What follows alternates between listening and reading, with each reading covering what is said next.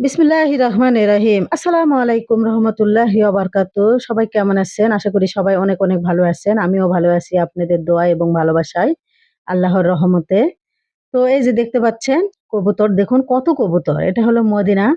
মদিনায় কত কবুতর দেখুন আর সবাই কবুতরকে খাবার দিচ্ছে দেখুন কিভাবে।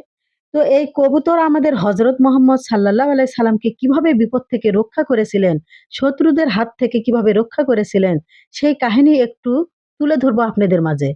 তো ভিডিওটি না টেনে শেষ পর্যন্ত দেখার অনুরোধ রইল। কবুতর প্রিয় নবীকে কিভাবে রক্ষা করেছিলেন। কিন্তু তাদের কোনো শক্তিই ছিল না। তবুও তারা কৌশল অবলম্বন করেছিল। এক গুহার ভিতরে বিশ্বনবী হযরত মুহাম্মদ সাল্লাল্লাহু আলাইহি সাল্লামে ঢুকেছিলেন। ঢোকার সাথে, সাথে কবুতর বুদ্ধি করে শত্রুদের দেখতে পেয়ে সেখানে ডিমের তাড়া দিচ্ছিলেন। ডিমের পাহারা দিচ্ছে। আর শত্রুপক্ষ আইসা ওখানে খুঁজতে শুরু করলো বিশ্বনবীকে। তারা কেউ, কেউ বলল, "কোনো মানুষ এখানে এসেছে কিনা?" তখন ওই কবুতর বিশ্বনবীকে বাঁচিয়ে নিল নিজের বুদ্ধির দ্বারা। তো বন্ধুরা, কি বুঝলেন? একটা কবুতর যার এত বুদ্ধি, সে আমাদের বিশ্বনবী হযরত মুহাম্মদ সাল্লাল্লাহু আলাইহি সাল্লামকে কিভাবে ডিমের তাড়া দিয়ে কৌশল অবলম্বন করে বিশ্বনবীকে বাঁচিয়ে দিল। চিন্তা করছেন? সামান্য একটা কবুতর তার এত বুদ্ধি, চিন্তা করা যায়?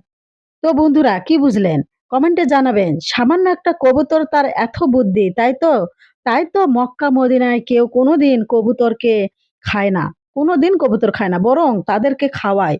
দেশ বিদেশ থেকে মানুষ এসে টাকা খরচ করে তাদেরকে খাওয়ায়। অনেকে মানত করে খাওয়ায়, কেউ ভালোবেসে খাওয়ায়। এতে করে সকলের মনস্কামনা পূর্ণ হয়। সুবহানাল্লাহ, আলহামদুলিল্লাহ। তাই তো মক্কা মদিনায় কোনোদিন কেউ কবুতরকে জবাই করে খায় না। তারা কবুতরকে অনেক, অনেক ভালোবাসে। তারা টাকা খরচ করে কবুতরকে খাওয়ায়। দেখছেন? তাদের কত ভালোবাসা কবুতরের প্রতি। আর আমরা হলে কি করতাম বাংলাদেশের মানুষ? আমাদের নিজের স্বার্থ নিয়ে আমরা সবসময় চলি দেখুন। দেখুন, দেখুন কত দেশের হাজিরা এসে এখানে টাকা খরচ করে কবুতরকে খাবার দিচ্ছে দেখুন। কত কবুতর দেখছেন? আর আমার এই ভিডিওটি যদি ভালো লেগে থাকে অবশ্যই বেশি, বেশি লাইক, কমেন্ট, শেয়ার করেন এবং নতুন হয়ে থাকলে অবশ্যই চ্যানেলটি সাবস্ক্রাইব করে পাশে থাকুন।